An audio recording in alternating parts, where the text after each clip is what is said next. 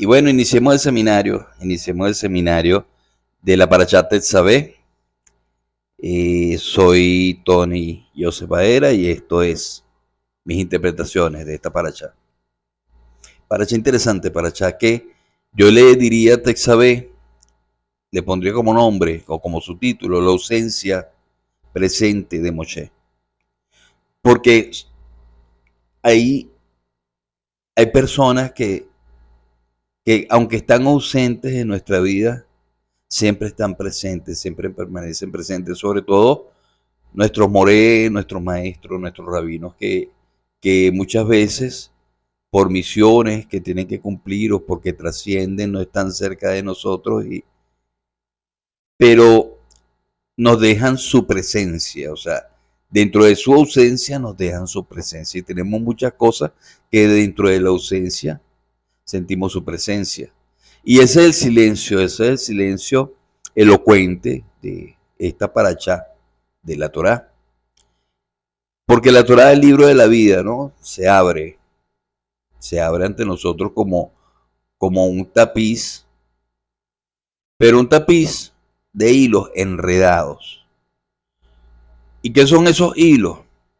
Mira, los hilos de la ley, los hilos de la historia, los hilos de esa profunda sabiduría que contiene la Torá.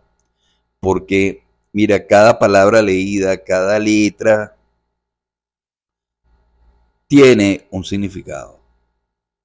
Y un significado que nos invita a la reflexión constante.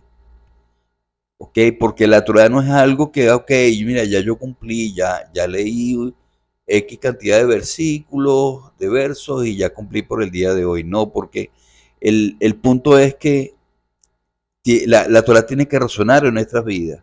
Y cada palabra, cada letra tiene que estar allí acompañándonos durante todo el día en ese proceso de reflexión de acuerdo a cómo se está moviendo nuestro día y qué oportunidades, qué caos se nos están presentando para poder corregirlo con lo que aprendimos. La Torah es un libro de enseñanza y aplicación. Y Hashem funciona de esa forma. Hashem nos va poniendo las pruebas de aplicación en la medida que vamos estudiando, como en todo proceso educativo tradicional que tenemos en este mundo Malhú. Entonces, dentro de ese gran universo de conocimiento, este capítulo de Tetzaveh destaca con una particularidad que llama muchísimo la atención, que es la ausencia del nombre de Moshe, nuestro maestro, nuestro guía. Y ese silencio, lejos de ser una simple omisión, una simple ausencia, se convierte en una invitación a explorar las profundidades del alma, del ego, y la verdadera grandeza de cada uno de nosotros. La presencia de la ausencia, ¿no? Hay personas, sobre todo cuando, bueno, en mi caso, yo tengo muy presente a mi rabino, a pesar de que vive en Miami, yo estoy en Venezuela. Y dentro de su ausencia tengo su presencia porque estoy estudiando la Torá y recuerdo cosas que él me decía cuando era chamo y me daba las clases. Mi moré, o sea, en el momento que estoy estudiando, siempre cuando estoy estudiando algo, recuerdo las palabras que me dijo Moré, y te estoy hablando de palabras que me pudo haber dicho la semana pasada, como palabras que me pudo haber dicho hace 15 años. Entonces, son todos esos misterios, ¿no? Y esa es la Torah. Un libro un libro instructivo que nos dejó Hashem para que podamos ser muy buenos jugadores en el tablero de la vida diaria. Porque al final somos jugadores y la Torah es ese instructivo. Y la razón de la ausencia de Moshe se entrelaza con uno de los momentos más críticos y que marcó un hito muy grande en la historia del pueblo de Israel, que fue el incidente del becerro de oro. Mientras Moshe ascendía al monte Sinaí para recibir las tablas de la ley, el pueblo presa, dominado por la incertidumbre, dominado por el temor, sucumbió a la idolatría, y sabemos que acá no existe dentro del judaísmo el concepto del bien contra el mal, porque todo es para bien. El mal es para bien, el bien es para bien. Entonces, si no tenemos un concepto de bien y mal, no seguimos un concepto del bien contra el mal o del mal contra el bien, nosotros lo que sí manejamos, y la Torah nos enseña, a que el asunto es adhesión y miedo. O estás adherido al Creador aplicando la Torah, o tienes miedo y el miedo te saca, porque el miedo se presenta siempre en forma de duda, Amalek, en forma de cuestionamiento, en forma de eso, el miedo. El miedo es lo que dispara el ego. O sea, de repente, oye, tengo un creador que es infinito, que es el proveedor infinito, y tengo todo el más alto del mundo, pero yo lo bloqueo. ¿Por qué? Por el miedo. Mira, tengo un plan de acción, lo estoy ejecutando.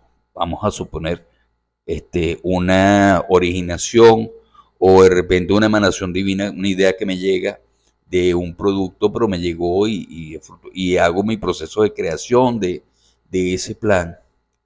Y oye, pero después tengo que darle forma. Y de eso trata Purín. Recuérdense que Purín trata de irnos hacia el plan, de irnos hacia la materialización. La material de función de que yo voy a hacer una casa, pero primero tengo que tener la materialización de los bloques, el cemento, la cabilla, los obreros, todo eso para comenzar a darle forma. Entonces, el proceso de materialización es muy anterior a lo que es el proceso de fisicalidad. Porque entre la materialización y la fisicalidad existe lo que es la transformación, el proceso de lo que es la formación de lo que estoy haciendo. Entonces,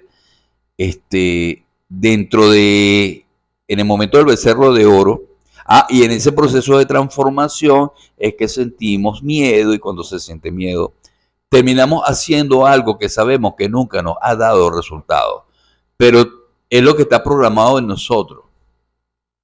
Ok, en esta semana, en mi consultoría y cliente, oye, tengo un cliente que tuvo un problema muy grande y por eso me llama como consultor empresarial hace algún tiempo. Y bueno, me llama porque tiene un problema.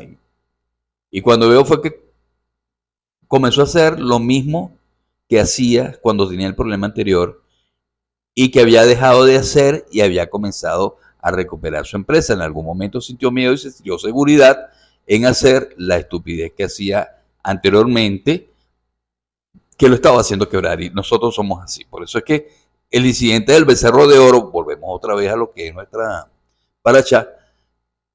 Mientras Moshe subía el monte Sinaí para recibir las tablas de la ley, ¿qué hacía el pueblo? Miedoso, dudoso, sucumbieron a la idolatría. Porque tener miedo es ser idolatra. Y después armas el ídolo, pero el proceso de idolatría arranca cuando tú dudas del poder de Hashem. Por eso es que tienes miedo. O sea, porque el miedo es el desconocimiento, ¿no? Entonces yo dudo de Hashem. ¿Cómo yo voy a dudar de Hashem? ¿Cómo yo, para qué voy a tener miedo? Ok, ay, beber, ahí bien, mira, ahí mal. No, si tú estás con Hashem te va bien. Lo que te pase es lo mejor que te puede pasar. Que voy a tener problemas, por supuesto. ¿Cómo pruebo mi crecimiento espiritual si no se me presenta caos en el mundo? O sea,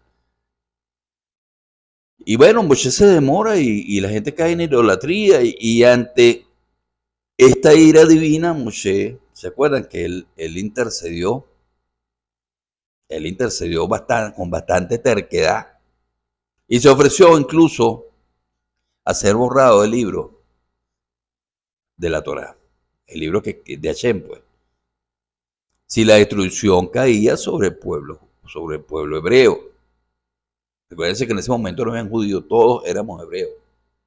Y hebreos y de las naciones. Y Erezra, que estaban ahí metidos también. Que eran la mayoría, ¿no? El pueblo hebreo era muy pequeño en comparación con toda la gente que siguió a Moshe, que no eran hebreos. Eran más no hebreos que hebreos. Bueno, pero entonces este acto de sacrificio de Moshe, este sacrificio supremo de amor incondicional, tuvo un precio, ¿ok? Que aunque Shem perdonó al pueblo, Moshe sufrió la consecuencia, una consecuencia sutil pero significativa, que fue la omisión de su nombre en Texabé, en esa porción de la Torá. Entonces, ¿qué representa esta ausencia? Representa un castigo para Moshe, el líder más grande que además jamás haya existido en este planeta. Es justo que su nombre sea borrado, aunque sea temporalmente, por un acto de pura bondad. Mira, el Zohar nos invita a una comprensión más profunda. La petición de Moshe no se considera una acción negativa, sino un acto de autoanulación tan profundo que resuena en el tejido mismo de la realidad. Y esto se compara con el peligro de maldecirse a uno mismo en momentos en que uno está enojado. Por no decir una palabra maldicha, ¿no? Estoy aquí cuidando un poquito porque yo sé que esto se escucha en varios países. Y aquí en Venezuela tenemos mucho modismo, como en todas partes de Latinoamérica. Somos un planeta latinoamericano muy rico en lenguaje y en modismo y en jergas. Y bueno, entonces, les decía que todo esto se compara con el peligro de automaldecirnos en momentos en que estamos molestos. Y porque las palabras cuando se pronuncian, las palabras pertenecen al reino de la creación. Y cuando tú pronuncias algo, lo estás creando. ¿Ok? Porque las palabras una vez pronunciadas inician una creación y pueden adquirir una fuerza propia, materializando la fisicalidad en el mundo debido a las fuerzas adversas, por supuesto, porque de manera similar la renuncia de Moshe a su propia identidad, aunque motivada, por supuesto, por el amor a nosotros, el pueblo hebreo, tuvo una repercusión que fue inevitable. Y bueno, y hay una analogía, ¿no? Con el golf, o sea, de un gran sabio que a pesar de su gran potencial, se ve limitado por su ego y su necesidad de aprobación y busca desesperadamente ser reconocido como maestro. Pero el querer ser maestro de golf le impide alcanzar la grandeza como maestro de golf. En cambio, Moshe estaba dispuesto a renunciar a todo reconocimiento personal para servir a un bien mayor. Entonces, la renuncia está la grandeza. Y su grandeza no radicaba en su poder, no radicaba en su fama, sino en su humildad y su entrega incondicional. El Raber nos enseña que una lección que es fundamental, que cuando yo la leí, me sirvió de mucho. Y esa lección es que aquel que no busca ser nadie, es en realidad alguien. Aquel que no busca ser nadie es en realidad alguien. Mientras que quien busca ser alguien, en realidad no es nadie. Y esta paradoja nos revela la importancia de lo que es la restricción del ego y la búsqueda de la humildad como camino hacia la verdadera realización. En una de sus cartas, el Rav Ravin aborda también esta contradicción, ¿ok? En el Talmud. Y se dice que la presencia divina reside en aquellos que son poderosos, que son sabios, que son ricos y humildes. Sin embargo, ¿cómo puede ser alguien a la vez poderoso y humilde, de elevada estatura, pero al mismo tiempo modesto? Y el Ras Brahuen recurre al Zohar para resolver esta paradoja. Uno que es menos es grande, nos dice. Ok, Sara en el libro de Génesis vivió 100 años, 27 años y 7 años, en plural. Y cuando se menciona 100, el número que es el más grande se usa el singular, un año. ¿Ok? El singular es ese. 100 años, 27 años. Y el más pequeño se da como años. Entonces, por eso, o sea, el número más pequeño se usa en plural y esta aparente contracción revela como una profunda verdad que tenemos que tomar en cuenta en nuestra vida diaria, que la verdadera grandeza reside en la humildad. Aquel que es de elevada estatura es en realidad humilde.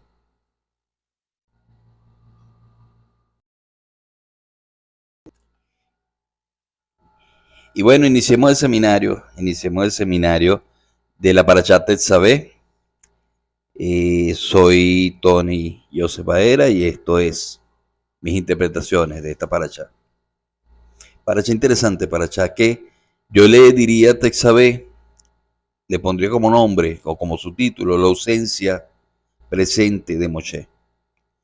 Porque ahí hay personas que aunque están ausentes en nuestra vida, siempre están presentes, siempre permanecen presentes, sobre todo nuestros moré, nuestros maestros, nuestros rabinos, que muchas veces por misiones que tienen que cumplir o porque trascienden, no están cerca de nosotros, pero nos dejan su presencia, o sea, dentro de su ausencia nos dejan su presencia y tenemos muchas cosas que dentro de la ausencia sentimos su presencia.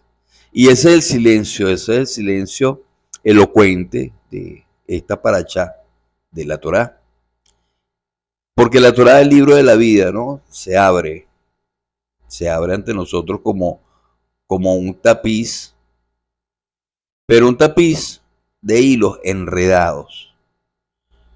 ¿Y qué son esos hilos? Mira, los hilos de la ley, los hilos de la historia, los hilos de esa profunda sabiduría que contiene la Torá. Porque, mira, cada palabra leída, cada letra tiene un significado. Y un significado que nos invita a la reflexión constante. ¿Ok? Porque la Torah no es algo que, ok, mira, ya yo cumplí, ya leí X cantidad de versículos, de versos y ya cumplí por el día de hoy. No, porque el punto es que la Torah tiene que resonar en nuestras vidas. Y cada palabra, cada letra tiene que estar allí acompañándonos durante todo el día en ese proceso de reflexión de acuerdo a cómo se está moviendo nuestro día y qué oportunidades, qué caos se nos están presentando para poder corregirlo con lo que aprendimos. La Torah es un libro de enseñanza y aplicación. Y Hashem funciona de esa forma. Hashem nos va poniendo las pruebas de aplicación en la medida que vamos estudiando, como en todo proceso educativo tradicional que tenemos en este mundo Malhú. Entonces, dentro de ese gran universo de conocimiento, este capítulo de Texabe destaca con una particularidad que llama muchísimo la atención, que es la ausencia del nombre de Moshe, nuestro maestro, nuestro guía, y ese silencio, lejos de ser una simple omisión, una simple ausencia, se convierte en una invitación a explorar las profundidades del alma, del ego, y la verdadera grandeza de cada uno de nosotros. La presencia de la ausencia, ¿no? Hay personas, sobre todo cuando, bueno, en mi caso, yo tengo muy presente a mi rabino, a pesar de que vive en Miami, yo estoy en Venezuela. Y dentro de su ausencia tengo su presencia porque estoy estudiando la Torá y recuerdo cosas que él me decía cuando era chamo y me daba las clases. Mi moré, o sea, en el momento que estoy estudiando, siempre cuando estoy estudiando algo, recuerdo las palabras que me dijo el moré y te estoy hablando de palabras que me pudo haber dicho la semana pasada como palabras que me pudo haber dicho hace 15 años. Entonces, son todos esos misterios, ¿no? Y esa es la Torah. Un libro un libro instructivo que nos dejó Hashem para que podamos ser muy buenos jugadores en el tablero de la vida diaria. porque al final somos jugadores y la Torah es ese instructivo. Y la razón de la ausencia de Moshe se entrelaza con uno de los momentos más críticos y que marcó un hito muy grande en la historia del pueblo de Israel, que fue el incidente del becerro de oro. Mientras Moshe ascendía al monte Sinaí para recibir las tablas de la ley, el pueblo, presa, dominado por la incertidumbre, dominado por el temor, sucumbió a la idolatría. Y sabemos que acá no existe dentro del judaísmo el concepto del bien contra el mal, porque todo es para bien. El mal es para bien, el bien es para bien. Entonces, si no tenemos un concepto de bien y mal, no seguimos un concepto del bien contra el mal o el mal contra el bien, nosotros lo que sí manejamos, y la Torah nos enseña, a que el asunto es adhesión y miedo. O estás adherido al Creador aplicando la Torah, o tienes miedo y el miedo te saca, porque el miedo se presenta siempre en forma de duda, Amalek, en forma de cuestionamiento, en forma de eso, el miedo. El miedo es lo que dispara el ego. O sea, de repente, oye, tengo un creador que es infinito, que es el proveedor infinito, y tengo todo el más alto del mundo, pero yo lo bloqueo. ¿Por qué? Por el miedo. Mira, tengo un plan de acción, lo estoy ejecutando. Vamos a suponer una originación o de repente una emanación divina, una idea que me llega de un producto, pero me llegó y hago mi proceso de creación de ese plan. Y oye, pero después tengo que darle forma. Y de eso trata Purín. Recuérdense que Purín trata de irnos hacia el plan, de irnos hacia la materialización. La material de función de que yo voy a hacer una casa, pero primero tengo que tener la materialización de los bloques, el cemento, la cabilla, los obreros, todo eso para comenzar a darle forma. Entonces, el proceso de materialización es muy anterior a lo que es el proceso de fisicalidad. Porque entre la materialización y la fisicalidad existe lo que es la transformación, el proceso de lo que es la formación de lo que estoy haciendo. Entonces, dentro de, en el momento del becerro de oro, y en ese proceso de transformación es que sentimos miedo, y cuando se siente miedo, terminamos haciendo algo que sabemos que nunca nos ha dado resultado, pero es lo que está programado en nosotros. Ok, en esta semana, en mi consultoría y cliente, oye, tengo un cliente que tuvo un problema muy grande y por eso me llama como consultor empresarial hace algún tiempo. Y bueno, me llama porque tiene un problema. Y cuando veo fue que comenzó a hacer lo mismo que hacía cuando tenía el problema anterior y que había dejado de hacer y había comenzado a recuperar su empresa. En algún momento sintió miedo y sintió seguridad en hacer la estupidez que hacía anteriormente, que lo estaba haciendo quebrar. Y nosotros somos así. Por eso es que el incidente del becerro de oro, volvemos otra vez a lo que es nuestra paracha. Mientras Moshe subía el monte Sinaí para recibir las tablas de la ley, ¿qué hacía el pueblo? Miedoso, dudoso, sucumbieron a la idolatría. Porque tener miedo es ser idolatra.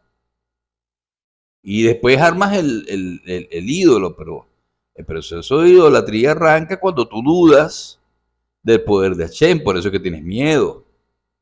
O sea, porque el miedo es el desconocimiento, ¿no? Entonces yo dudo de Hashem. ¿Cómo yo voy a dudar de Hashem? ¿Cómo yo, para qué voy a tener miedo? Ok, ay, beber, ahí bien, mira, ahí mal. No, si tú estás con Hashem te va bien. Lo que te pase es lo mejor que te puede pasar. Que voy a tener problemas, por supuesto. ¿Cómo pruebo mi crecimiento espiritual si no se me presenta caos en el mundo? O sea, y bueno, Moshe se demora y la gente cae en idolatría y ante esta ira divina, Moshe, ¿se acuerdan que él intercedió? Él intercedió con bastante terquedad y se ofreció incluso a ser borrado el libro de la Torá, el libro de Hashem, pues. si la destrucción caía sobre el pueblo hebreo. Recuérdense que en ese momento no eran judíos, todos éramos hebreos. Y hebreos y de las naciones. Y Erezra, que estaban ahí metidos también. Que eran la mayoría, ¿no? Los del pueblo hebreo era muy pequeño en comparación con toda la gente que siguió a Moshe, que no eran hebreos. Eran más no hebreos que hebreos. Bueno, pero entonces este acto de sacrificio de Moshe, este sacrificio supremo de amor incondicional, tuvo un precio, ¿ok? Que aunque Shem perdonó al pueblo, Moshe sufrió la consecuencia, una consecuencia sutil pero significativa, que fue la omisión de su nombre en Texabé, en esa porción de la Torá. Entonces, ¿qué representa esta ausencia? Representa un castigo para Moshe, el líder más grande que además jamás haya existido en este planeta. Es justo que su nombre sea borrado, aunque sea temporalmente, por un acto de pura bondad. Mira, el Zohar nos invita a una comprensión más profunda. La petición de Moshe no se considera una acción negativa, sino un acto de autoanulación tan profundo que resuena en el tejido mismo de la realidad. Y esto se compara con el peligro de maldecirse a uno mismo en momentos en que uno está enojado. Por no decir una palabra maldicha, ¿no? Estoy aquí cuidando un poquito porque yo sé que esto se escucha en varios países. Y aquí en Venezuela tenemos mucho modismo, como en todas partes de Latinoamérica. Somos un planeta latinoamericano muy rico en lenguaje y en modismo y en jergas. Y bueno, entonces, les decía que todo esto se compara con el peligro de automaldecirnos en momentos en que estamos molestos. Y porque las palabras cuando se pronuncian, las palabras pertenecen al reino de la creación. Y cuando tú pronuncias algo, lo estás creando. ¿Ok? Porque las palabras una vez pronunciadas inician una creación y pueden adquirir una fuerza propia, materializando la fisicalidad en el mundo debido a las fuerzas adversas, por supuesto, porque de manera similar la renuncia de Moshe a su propia identidad, aunque motivada, por supuesto, por el amor a nosotros, el pueblo hebreo, tuvo una repercusión que fue inevitable. Y bueno, y hay una analogía, ¿no? Con el golf, o sea, de un gran sabio que a pesar de su gran potencial, se ve limitado por su ego y su necesidad de aprobación y busca desesperadamente ser reconocido como maestro. Pero el querer ser maestro de golf le impide alcanzar la grandeza como maestro de golf. En cambio, Moshe estaba dispuesto a renunciar a todo reconocimiento personal para servir a un bien mayor. Entonces, la renuncia está la grandeza. Y su grandeza no radicaba en su poder, no radicaba en su fama, sino en su humildad y su entrega incondicional. El Rasberg nos enseña que una lección que es fundamental, que cuando yo la leí, me sirvió de mucho. Y esa lección es que aquel que no busca ser nadie, es en realidad alguien. Aquel que no busca ser nadie es en realidad alguien. Mientras que quien busca ser alguien, en realidad no es nadie. Y esta paradoja nos revela la importancia de lo que es la restricción del ego y la búsqueda de la humildad como camino hacia la verdadera realización. En una de sus cartas, el Rav Ravin aborda también esta contradicción, ¿ok? En el Talmud. Y se dice que la presencia divina reside en aquellos que son poderosos, que son sabios, que son ricos y humildes. Sin embargo, ¿cómo puede ser alguien a la vez poderoso y humilde, de elevada estatura, pero al mismo tiempo modesto? Y el Ras Bradwin recurre al Zohar para resolver esta paradoja. Uno que es menos es grande, nos dice. Ok, Sara en el libro de Génesis vivió 100 años, 27 años y 7 años, en plural. Y cuando se menciona 100, el número que es el más grande se usa el singular, un año. ¿Ok? El singular es ese. 100 años, 27 años. Y el más pequeño se da como años. Entonces, por eso, o sea, el número más pequeño se usa el plural y esta aparente contracción revela como una profunda verdad que tenemos que tomar en cuenta en nuestra vida diaria. Que la verdadera grandeza reside en la humildad. Aquel que es de elevada estatura es en realidad humilde.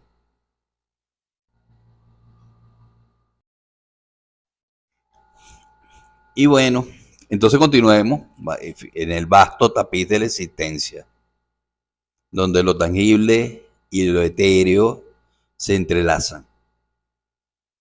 Y es así, fíjense que cada hilo, cada color, cada elemento posee un significado que transciende su mera función práctica, ¿ok? Y nos movemos en un mundo donde la materia y el espíritu coexisten, dialogan y se influencian mutuamente.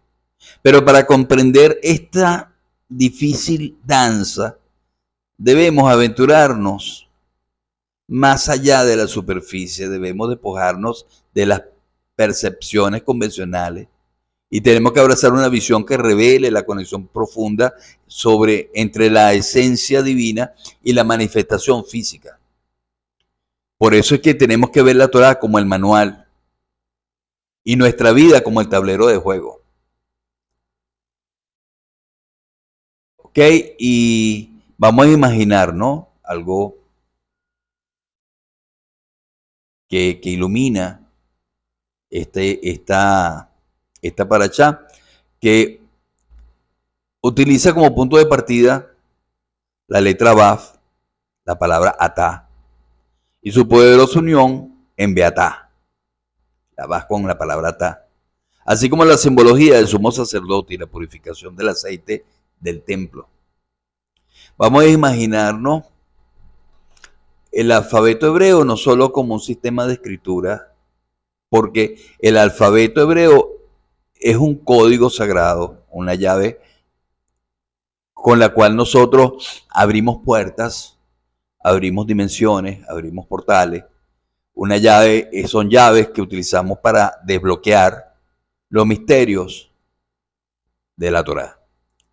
Entonces, dentro de este código Beatá, encontramos la letra Baf. Y la letra Baf representa, el mundo de la formación, Serampín, el universo perfecto, la fuente de la armonía, la fuente del equilibrio. Y luego, después de esta Baf, nos topamos con la palabra Atá. Y Atá representa Malhú, el reino de la manifestación, la fisicalidad, la materia física que percibimos y experimentamos. Es el mundo que nosotros creamos, ¿no? Nuestra propia creación. Entonces, pero el universo o el verdadero poder reside en la conexión, en la unión de estos dos elementos aparentemente dispares, ¿no? Cuando la Baf se une a Atá, creando Beatá, se desata una fuerza que transforma. Es como un río que conecta dos océanos, ¿no? Beatá nos otorga el control sobre la materia física y nos permite, traer la conciencia de la formación, Serampín, la perfección divina, al reino físico, a nuestro reino físico, al reino de Malhú, que es nuestra realidad cotidiana. ¿Ok? Una vez entendemos esto, vemos que esta unión no es solo una condición lingüística, sino es un principio fundamental que nos da la capacidad de influir en el mundo físico a través de la conciencia espiritual. Es la alquimia que transforma el plomo de la existencia humana en oro de la iluminación. Y ya teniendo este concepto, vamos a visualizar entonces al sumo sacerdote, el arquetipo de conexión, un intermediario entre lo divino y lo humano. Y su vestimenta, más que un simple adorno, vamos a verla como un portal, un catalizador de energía espiritual. Y cada hilo de esa vestimenta, cada color en esa vestimenta, cada forma, teje una historia de unión y trascendencia. Entonces, veamos esa vestimenta del sumo sacerdote representada en la unión de la realidad física con la realidad espiritual. Y si eso nosotros lo aplicamos a nuestra propia vestimenta, y aquí les estoy hablando incluso físicamente, en nuestra propia física, la ropa que nos ponemos, mira, sería un avance fundamental. A pesar de que lo estamos aplicando al 1% de la realidad, más allá de lo espiritual, aplicar esto a nivel físico, a nivel de nuestra vida a día, es un avance monumental en la lucha contra el caos que por lo general siempre rodea nuestra vida. Entonces, así como Beatá conecta a Serampín con Malhú, la vestimenta, nuestra vestimenta, la vestimenta del sacerdote, conecta lo visible con lo invisible, lo tangible con lo intangible. Sí, esa ropa que te pones, fíjate todo lo que hace. Entonces, esta imagen nos invita a reflexionar sobre nuestra propia vestimenta, no solo en el sentido literal de la ropa que usamos, que es súper importante que se lo estoy explicando, pero recordando siempre que hay un sentido figurado de la máscara que presentamos al mundo, y por eso que viene Purín la semana que viene. ¿Ok? Y ocultamos nuestra verdadera esencia, utilizamos nuestra vestimenta para revelar la luz de nuestro interior. O sea, podemos vestirnos por apariencia, o podemos vestirnos para revelar nuestra luz interior, o para traer luz a nuestra vida, que a la final es lo mismo, ¿no? Porque a la final revelamos nuestra luz. La luz se revela en nosotros a través de nuestra vestimenta. Entonces este capítulo, ¿ok? Esta paradoja del ocultamiento, porque la ropa oculta y la revelación, introduce la interpretación de la ropa y revela una paradoja fundamental. Para revelarnos al mundo, debemos ocultar nuestros cuerpos desnudos, que es la paradoja del Purín. En Purín nos ocultamos a través de vestimentas que no son las nuestras, nos disfrazamos, pero ocultamos nuestros cuerpos, ¿ok? Para revelarnos ante el mundo. Y esta necesidad que es mundana, oye, encierra una verdad que es súper profunda. En un nivel superficial, la ropa nos protege del clima, nos permite cumplir con las normas sociales, nos proporciona un sentido de identidad, pero en un nivel más profundo, esta ropa puede ser una forma de ocultar nuestras inseguridades, es una forma de ocultar nuestros miedos, de ocultar nuestras verdaderas aspiraciones. Y Rajallah, en su tratado sobre las 10 emanaciones luminosas, él dice que todas las formas de vestimenta tienen un potencial de actuar como un canal para la última dimensión de Malhú. Entonces, el Malhú, ¿no? La última dimensión de Malhú, el último conducto a través del cual se manifiesta la luz. Es decir, la ropa, en su nivel más elevado, puede ser una herramienta para revelar nuestra esencia divina al mundo. Y bueno, sabemos que Texabé, Beatá Bexabé, que significa y tú mandarás, plantea una pregunta que es intrigante, ¿no? ¿Por qué es necesario el Beatá y tú? Si Texabé ya significa tú mandarás. Tú dices Texabé, significa tú mandarás. ¿Ok? Y Beatá significa y tú. Entonces, ¿cómo que se dice? Y tú mandarás. O sea, como que se repite, y tú mandarás. Es como algo redundante. Y mira, una palabra está, o es una o es la otra.